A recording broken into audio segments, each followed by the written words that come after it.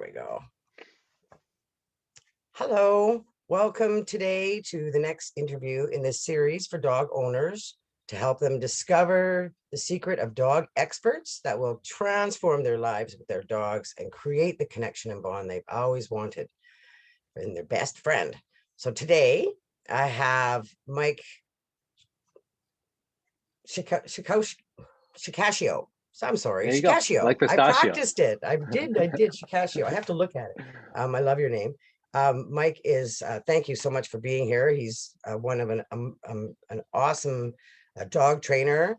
And one of his amazing skills is in the expertise of working with aggression and aggressive dogs.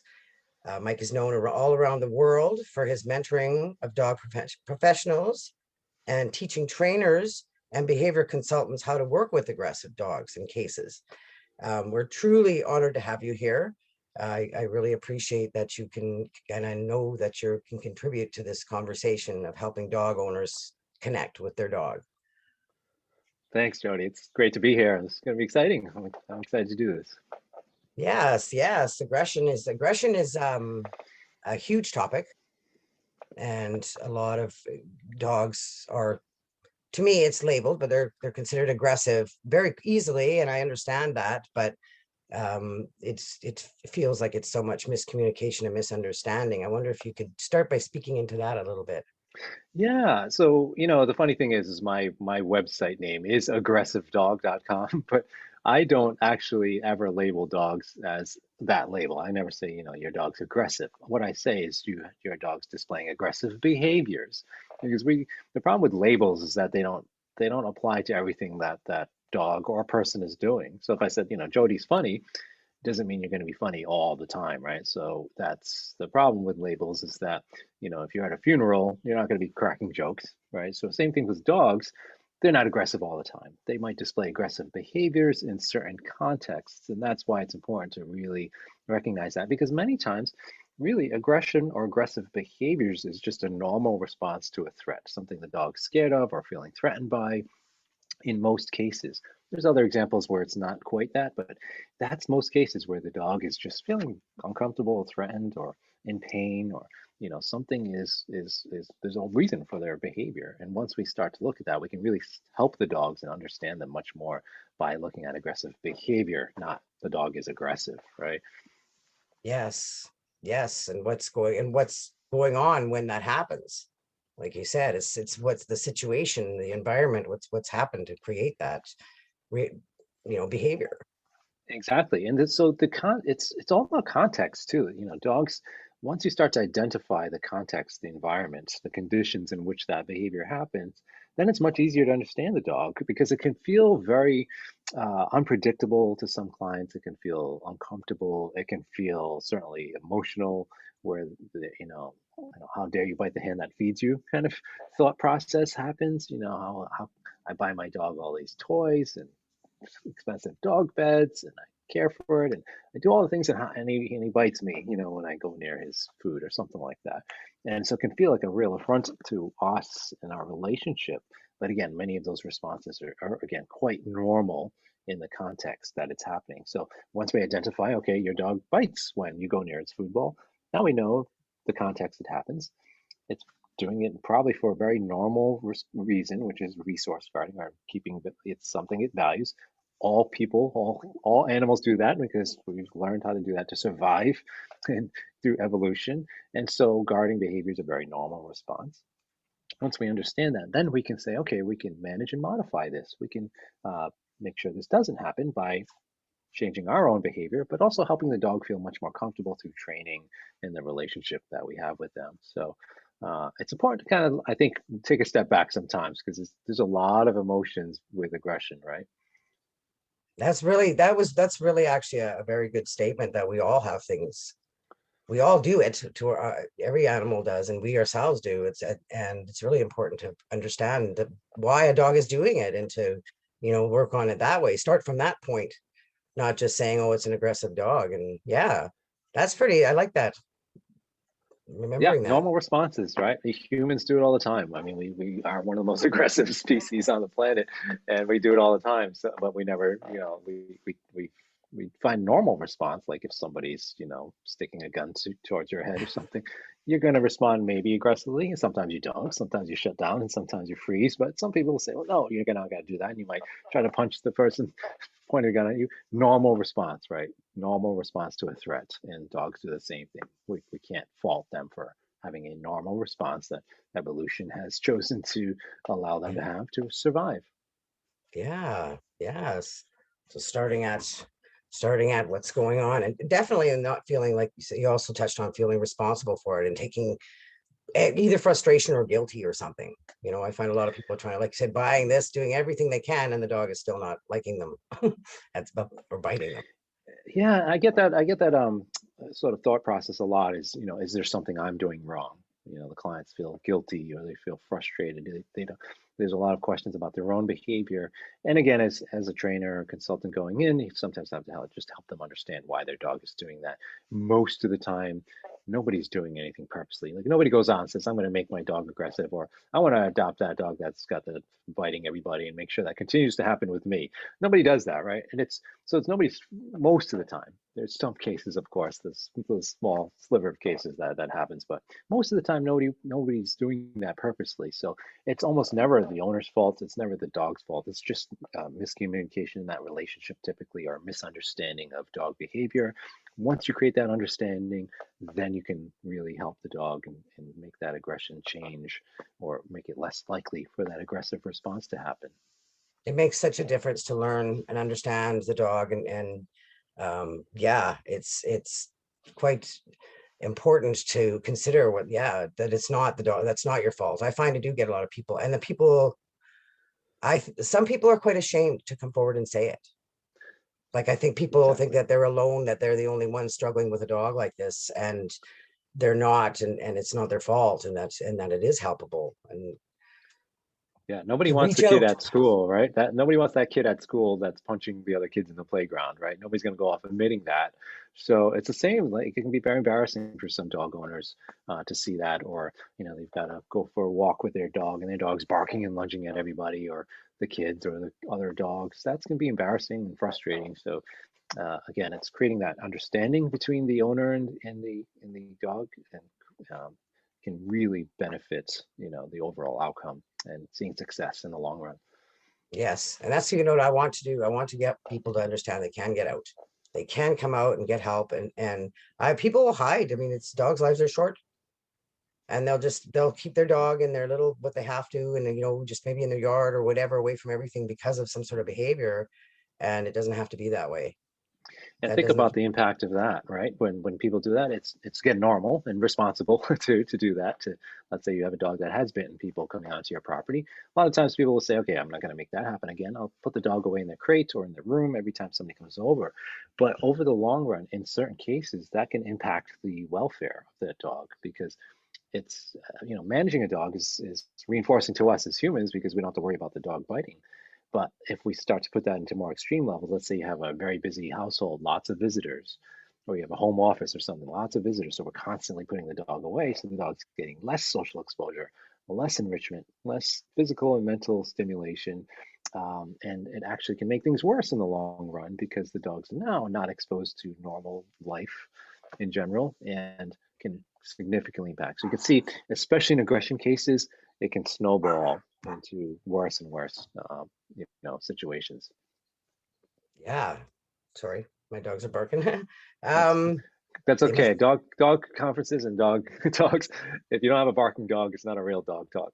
It's more of a challenge to not having it Yeah. around here, especially when when you're inside and there's so much going on outside. Yep. They like it so nice right now, but yeah, it's I really want people to come forward and to not be afraid, um to get help for it, and to realize that behaviors, we almost, I haven't really found anything that I wouldn't be willing to try and to work with, and that isn't workable and that can't improve. It may never be as totally what they wanted it to be, the picture dog, Mhm. but it can still fit in there and be a part of their life, yeah, aggression. they say, yeah, like you said, you don't even label them, but yeah, your school is aggression because it gets you, definitely people come, they think they have aggressive That's what they dogs. search for. Yep, that's what they search for online. So, to find them, to get them the help, they've got to first find it. So Yeah, make it and easy it for them to works. find. And look how lucky Yep. they get to find you. I have a dog that I have three foster fails from the rescue, and one of them was taken to the vet to be euthanized for biting.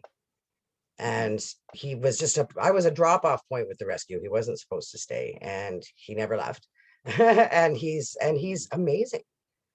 He's got huge fear issues with men and stuff. Like he's got some issues. He's a work in progress, but he's come a long ways, and he is extremely loving. Like he is a loving Yeah. animal, Yeah. so somebody misunderstood, because so I always picture somebody loved him. He must, maybe a little girl or somebody must have really loved this dog, because he's just, to me especially, Hmm. and other women he's been like that now with too. And he's good with my husband, but somebody loved him, and he was just going to get put to sleep and like that and done. His little life was going to be over, and somebody lives with. I was a little girl whose dogs we had to give away a few times, and I want dogs to stay in their homes and not go to rescues and not get put to sleep.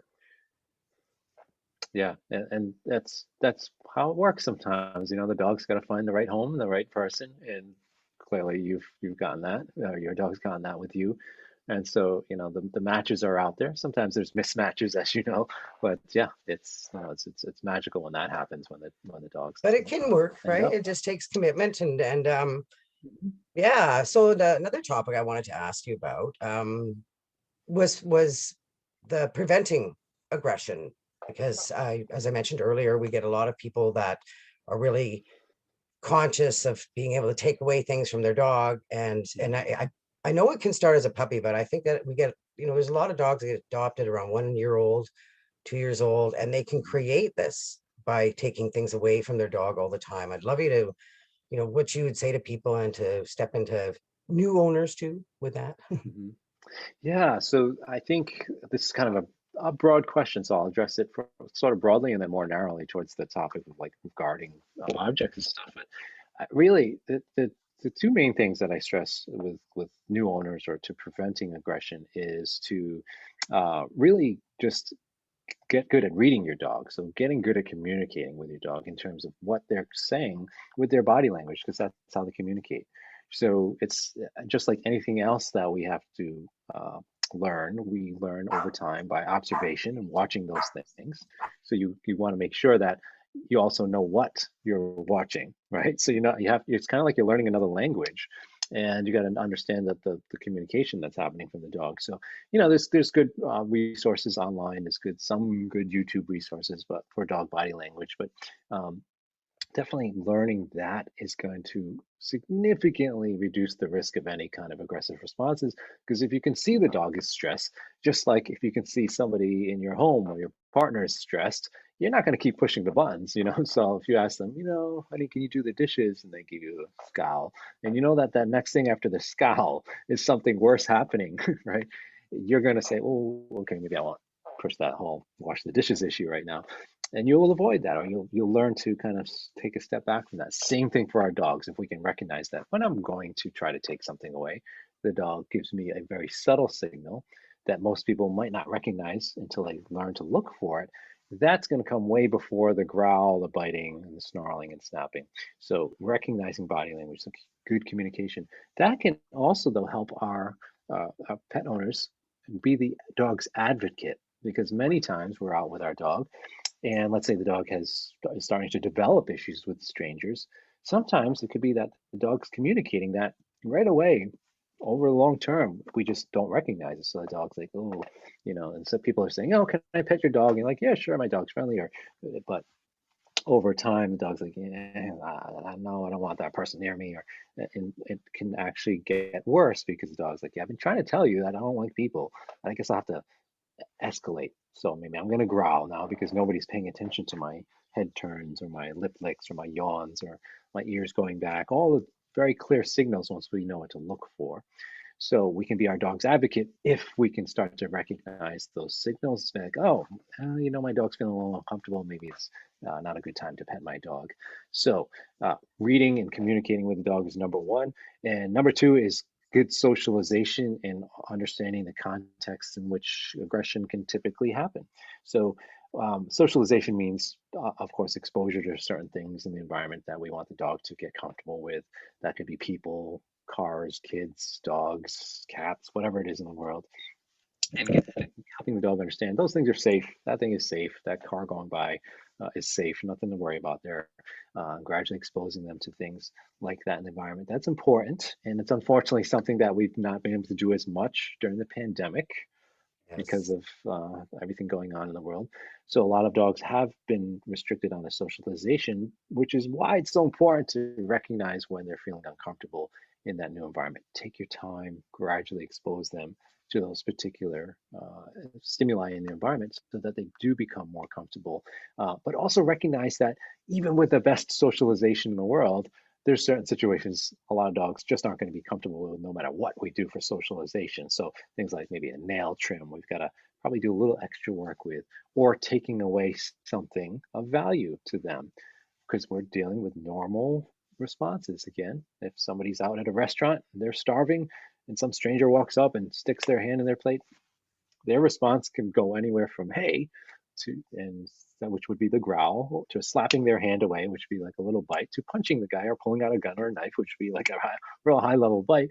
And that's normal, again, response from somebody feeling their resource threatened. So I teach clients, you know, don't do that to the dog because that's normal behavior. If you go near their food bowl, they're dogs. And a lot of dogs will want to keep that resource because it's valuable to them, or their bone, or their new stuffed toy with a squeaky urn in, and something like that. Teach them that you're no threat to their resource. So first of all, stop taking things away without having a reason to do so or trading them for something. So going back to the restaurant analogy, if I want somebody to feel comfortable with me approaching their plate, I might do something like, all right, if I want to change how that person feels, I might come over and bring something better than what they have. Like, so they're eating some stale white bread. I might say, okay, let's elevate that to some like your favorite fish dish or steak or whatever you like, and let's make you feel better about it. Or I walk over with a pile of $100 bills and drop that next to your plate and walk away. And then next thing you know, I'm going to feel very good about people approaching my plate. Same thing for dogs. We want to make sure if we're taking something, let's make sure we're not just taking it with no reason. Let's trade them for something that they have. If you've got a bone, I'm going to give you hot dogs instead. If I, whatever reason, need to remove that bone, usually you don't, but if you do, or if the dog takes something you don't want them to do, same concept, trade them for what they have so they don't feel threatened about it. And that's how we can really avoid that aggressive response. So that's a perfect example of a context or situation where you know, have a higher likelihood of seeing aggressive behavior. And if we get good also recognizing those contexts, like a nail trim happening or a food item being taken away or a stranger charging through the front door and getting right into the dog's face, all those are situations where bites could happen. So once we start to recognize that, we can really reduce the frequency of it. Absolutely. Well said. Well said. I like that. I love your examples too. Excuse me. Yeah, it's just something that takes time learning, right? Body language is Mhm. one of it's the priority really in all of it, and understanding how much can make such a difference when people understand what their dog is doing. Absolutely. Yeah. It's almost exclusively one of the first things I focus on in my cases because it's the way to really understand what's happening and how the dog's really feeling by body language. And it can be spoken very clearly. I mean, personally, I think that's one of my challenges because I understand very well what I mean. I don't consider being a complete expert, but I understand very well what dogs like don't are saying. I think I would be completely chewed up if I didn't. Right, with some of the with so I Yeah. worked with incredible with rescues, but at one point somebody had said it to me like, and you haven't been bitten. I'm like, no, and she's like, you got you know what you're doing. And so yeah, I think because I was a nurse and I'm just very aware of body language in general. um it has been not so hard for me, but communicating it to people and getting them to understand how important it is. and what a difference it can make, you know? And then Mhm. then the mindset, right? Letting them understand it's not them. It's not their fault, you know? Every dog is a challenge for me too. Everyone I learn, every dog teaches me something. Exactly. And you learn, the body language again, it's like you're having conversations over and over with different, people. You learn different conversation styles, and the dogs are the same. You start to learn different conversation styles with their body language because no two dogs are alike in what they're communicating exactly. There's always little subtle differences, just like people. And it's really fun when you get, as you mentioned, once you start getting really have a lot of hours of just watching dogs, you start to see those real subtle things, but it's fun to watch, because you can start to see how they're really expressive and communicating all the time with us. And they're also so good at reading us, right? They're so Oh, yeah. good at seeing our expressions. And that's another thing too, we could even talk about that, Jody, is that things can happen with dogs that they, we assign a certain response to, like a dog feeling guilty. So this whole remember those guilty dog videos that were certain all over social media, and a lot of the misconception is that the dog knows they did wrong. So somebody comes home from work and they see like their shoes are chewed up and the dog looks guilty, so the ears go down and like that. And the reason for that is because dogs are so good at picking up on our expressions. They can read our facial expressions. So when somebody comes home and sees their, Louis Vuittons chewed up, they're gonna have a look of, you know, probably some anger or disgust. And then the dog's gonna, oh, I know what that means when they have that facial expression. Something bad's gonna happen. They're gonna be mad at me. They might yell at me or do worse things. And they'll do that what's called an appeasement gesture. So it looks like what we would interpret as a guilty look, but it's actually an appeasement gesture saying, "Ooh, you look mad, so I'm gonna try to appease you and make sure that doesn't escalate or happen." So yeah, dogs are constantly watching us in our own expressions and what we do. I'm sure some of the listeners will relate. Just moving a certain way in bed in the morning, the dog jumps up and like it's feeding time because I know you shifted your shoulder a little bit. So yeah. It's true. Yeah, it's, dogs are just I really encourage people, and I don't know how many have actually done it, but I've always encouraged people to just even put a camera on their dog on the room. And just because as you Mhm. get up, you don't even realize, like, it's so, I'm seeing happen it a lot lately. Like, it even happened, I was at my friend's talking for a second and I said the one right word and all three of her dogs jumped up, right? And it was nothing to do with them. And I think I got excited about something over here, but you don't even realize, how Yeah. even if for my dogs are super sensitive to, like, if my husband and I, if there's any tension in the house, you can tell Mhm. they're super sensitive. Yeah. And I really don't think people realize how sensitive they are. And I encourage them to take a look and really watch their dog and Mhm. notice the times that they suddenly leave the room, or, you know, it's hard on them, or they look at you Yeah. confused, right? They'll tell, like, Yeah. what do you, Yeah. are you okay? I'm sure that they feel that too. They're worried about you. Yeah. And think about that from their perspective of aggressive behavior. It's just like if think about like any kind of scary situation you've been in, whether it's a car accident or falling from somewhere or something like that. You remember that really well, and so it's very easy to trigger you or startle you, or like if you have a fear of snakes or spiders or something like that, you experience that scary event somewhere, you're going to be really observant of it. Let's say you found a big, like I found a scorpion in my shower in Costa Rica. I remember that because that's a big event, and you're gonna Yeah. be. Guess what's gonna happen though? Next time you go, the next day, you're gonna be like looking around, checking to double checking. And dogs are so good at that with reading us. So if it's something we've done in the past, like I got up from my chair to come over to take that bone away from you, and I didn't do any kind of trading or make you feel better about it.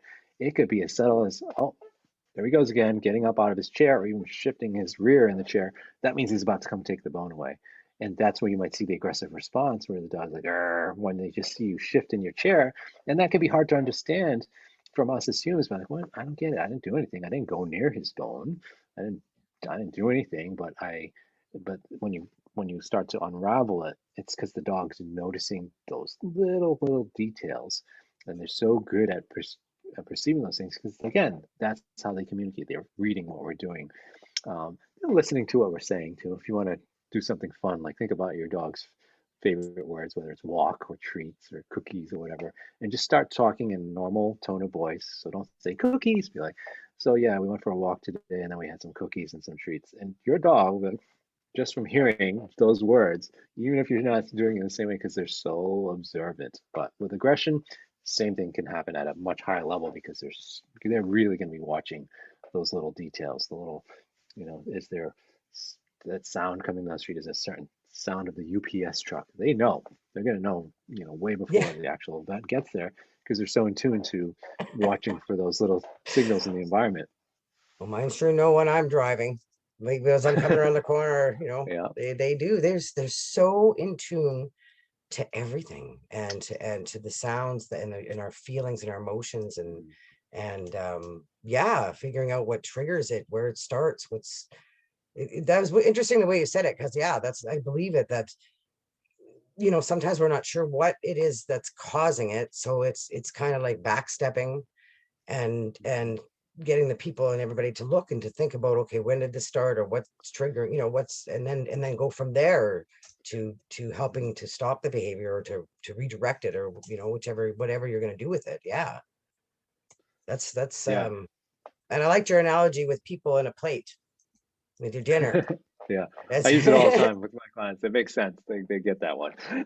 well, and things like that really help. No, that one I'm sure I will be repeating that one because it makes so much sense. I like I said, my shoes, because Yeah, my husband, yeah, he really, we don't want, he worries more than I do about the chew sticks and stuff. And it feels like they, what, and it even just, then when he's there, the tension of that can make things kind of start to get a little bit, between them, you can feel a little bit of edge. And so I've just told him to stop. It's really interesting because, like you said, I've seen it. He will actually get up, like you said, when the dog's chewing, and the dog will leave the room with the toy, like rather than having to deal with him, which is great, right? He's avoiding, but hmm it's my husband that's got to make it clear that it's okay to let them chew for a while. It's good for them.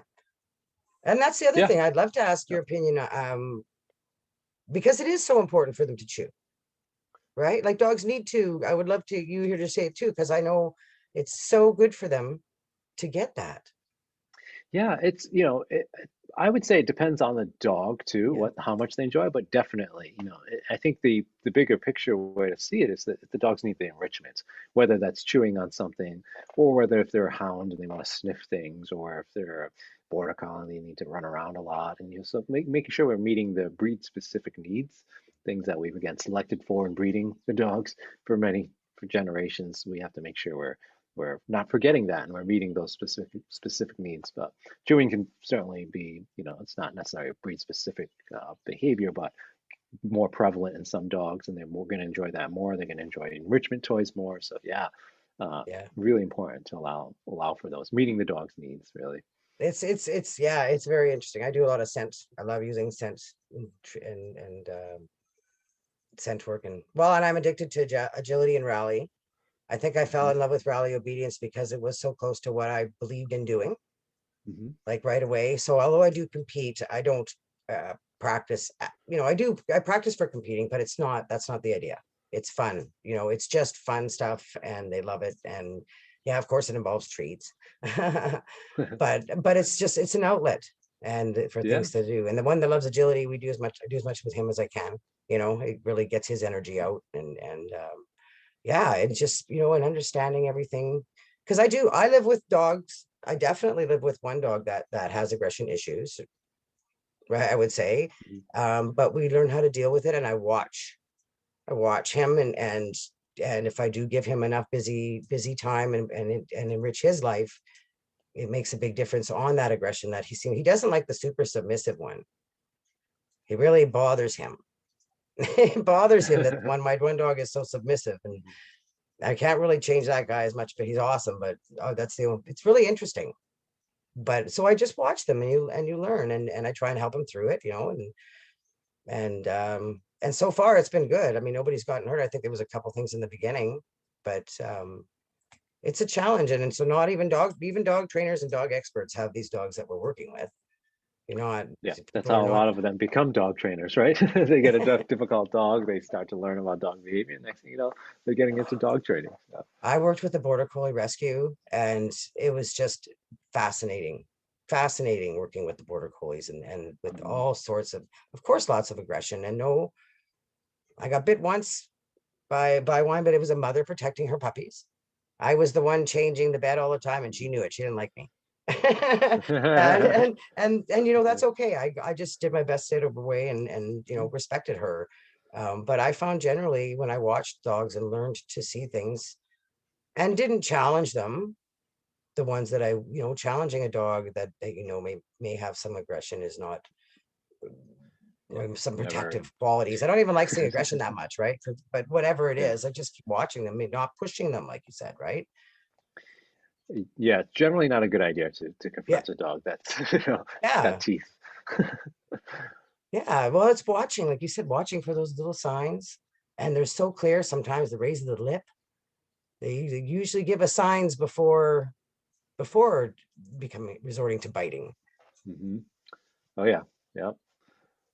It's It's you know the analogy I actually use for clients too on that is it's like getting a teapot off a stove. You want to get it off the stove before it even gets warm, so nobody gets burnt. You know, and you can sometimes once you get good at hearing like the little crackles on the stove when you put it on, or you can hear the sound, the kettle starting to warm up. You want to get it off the stove before it even you hear the whistle, because that whistle means you're too late. It's the dog growling, and it's already the water's hot. You're gonna get burnt if you're not careful. So get it off the stove early by catching those little signs. It's you know, and a lot of it's a times with my clients, you know, I don't ask them to replicate the behavior. So I never say like, you know, put your dog in a situation so we see the aggression. I don't need to do that, but just getting video of your daily interactions with your dogs, you're going to see other moments that might be somewhat stressful for them. So nothing that's going to create an aggressive response in the dog, but you can see them in other situations. Maybe it's like, you know, getting ready to put a leash on, and sometimes they're a little bit concerned about that moment for whatever reason. You can start, if you video those things, you'll start to pick up on the stress signals that they typically display because everybody's different. Like some people will do this when they're stressed, or they'll tap the table, and each person's going to be different. Some people will twirl their hair or do things like, you know, maybe crack their neck or whatever. Those are all subtle signals that come way before somebody punching somebody, right? And the same thing for dogs. Each one's going to be different. And getting a little video just of daily interactions, again, not trying to replicate any aggressive responses, just daily interactions, you'll start to see that. And that's how I help a lot of my clients. I'll just say, send me some video of your daily interactions, maybe like when you feed your dog and when your dogs are together, or you put a leash on your dog, and then I'm going to be able to pick up on those little things. If oh, there's that tongue flick there that he likes to do when he's saying he's a little uncomfortable, or there's that whale eye or half moon eye when he's looking away, or you can see his ears go back, and that's what your dog does for signals.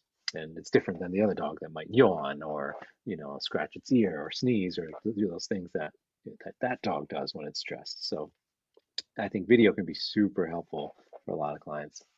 you know, I just can't stress it enough how much it can. Even personally, there was a couple things, but one in particular that I really made a huge difference was when I saw with the same little one with this history, the one I'm talking about, the aggressive one, Hogan, his name is, but I videotaped when I'm doing things with them, I get excited, and at the end, and I'm usually clapping, right? I'm excited and cheering them on and stuff. And one of my videos, this has got to be at least over a year ago, because I've gotten improved this now, but I saw he just shut right down when I clapped, and I Mm, didn't realize it. I never realized that.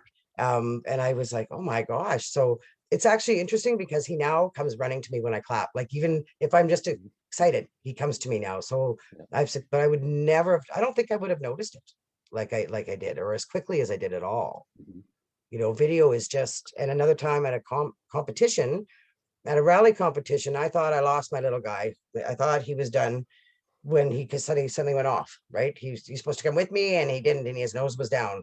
And I thought, oh, you know, he's not with me, whatever, right? I kind of gave up on him, and I shouldn't have, because when I saw the video, he thought I had thrown something, because I do search sometimes, right? So he yeah, had thought I yeah, had thrown something. And so yeah. it was just huge miscommunication. And video can help for all sorts of things. And it definitely can help people learn to understand your dog in the Yeah. house. Like you said, those little looks. Yeah, and it's also great for training, just as you mentioned. You know, you can see when you're doing training exercises with your dog. So especially with my aggression cases, I'm often looking at video because a lot of my consults are done remotely. So I'm looking at the video of them working with their dog. You can pick up little things, and it's really important for so like the the behavior change strategies in aggression cases are actually quite simple, right? So it's actually easier for me to implement a couple of techniques than it is for somebody to do like a Rallyo kind of program. You're going to need actually a lot more sessions teaching somebody to go through that than it is for me to work on an aggressive behavior, because it's in one context usually, or one particular set of events, and I'm usually focusing on one or two behaviors that I'm teaching the dog. It's really important though, because with aggression cases, we are often looking to change associations. So it's not just about teaching sit or watch me or those kind of things. It's about changing how the dog feels about that particular stimulus or that threat in their world. And a lot of that boils down to pairing that particular stimulus with something good happening. So like the arrival of strangers coming over means a bunch of treats are about to happen. But how you do that is so important, and video will uncover some of the things that can happen. So I'll give you a common example or common issue that can come up. Let's say you have a dog that barks and lunges at other dogs on walks. So you go out, see another dog starts to bark and lunge at 20 feet away or whatever. And what a lot of clients have done, they say, oh, I can use treats. I know this positive reinforcement thing I heard about, so I'm going to use it to distract my dog.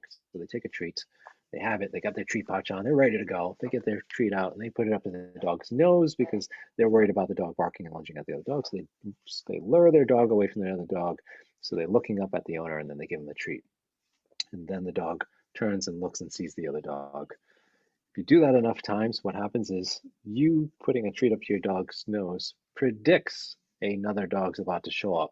So that becomes the cue to say, okay, go wild in a second because I'm putting up a treat to your nose, and that means another dog's about to show up.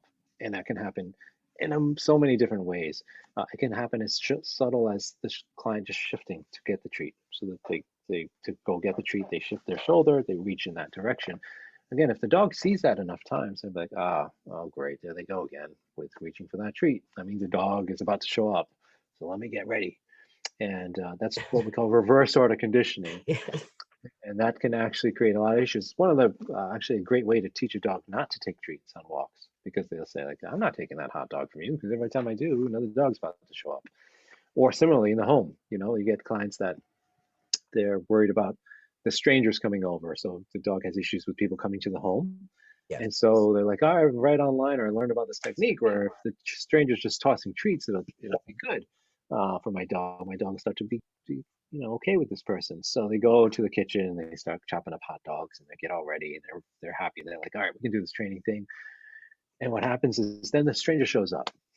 So then the dog's like, wait a second, every time they go chop up hot dogs in the kitchen, that means somebody scary is about to show up. So I don't know if I like this whole situation. So it's very, very important to always do it in the other order. Stranger shows up, then the hot dogs appear. So you're not cutting them ahead of time. The dog has no idea the hot dog's there until the stranger shows up, but then the hot dogs happen, whether it's coming from the client or from the person tossing the treats at first, depending on the setup you're doing and how much distance you need.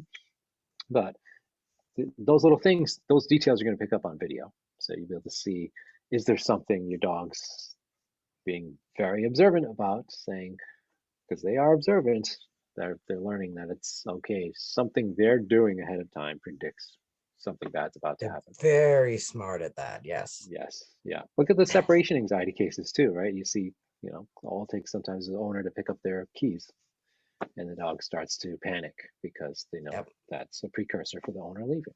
So Yeah, absolutely. I mean, my other great example of that is what we try in class when I try and get my little barker to be quiet, right? It doesn't take him long to learn if he barks, I give him a treat. He'll do that all day. yeah.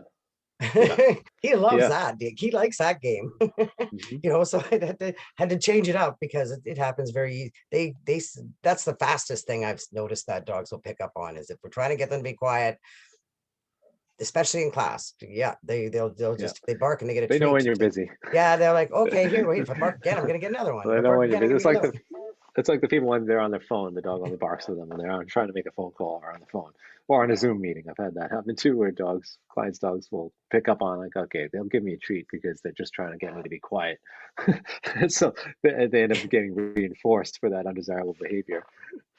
They are so smart. I think, like, we say they're so much more observant than you realize. And you sure would love to get in their brain sometimes to understand it, what they're the way that they're interpreting and what they see. But we definitely have a good grip on a lot of it, and Mhm. at least recognizing that there's something going on with the body movement and the body language is just fascinating. I thought I'd mention something else to you. How people seem to think small dogs, people seem to be more afraid of small dogs. Do you feel that way or no? Like, I find a lot of More people right afraid of away. small dogs? Yeah, they Or seem to think that they're more likely to attack for some reason. you know what? That's the I thing guess, with small dogs is they get away with a lot more early on, so people think it's cute or funny. If somebody's got like a real small chihuahua and they're barking out of their carrying bag that they have got them in, people think that's funny sometimes. Now, if somebody's got a German Shepherd or a Cane Corso on a leash next to them, they're doing the same thing. It's not so funny, right? no. So, um, I think there is you know, large dogs are going to be more scary to most people, but small dogs you'll often see um, a more overt response because they've practiced it much more. Because again, they get away with it a lot more. So Well said. Well said. I really feel that one big difference between large and small dogs that I personally have noticed is that I think that small dogs you don't see because they're down there, you mhm. don't see those reactions the same. You don't see that little tilt and or you don't. I really feel like those responses are not noticed as easily as a big dog. Like even the raised lip or something, right? Sometimes you can't see it down there at all.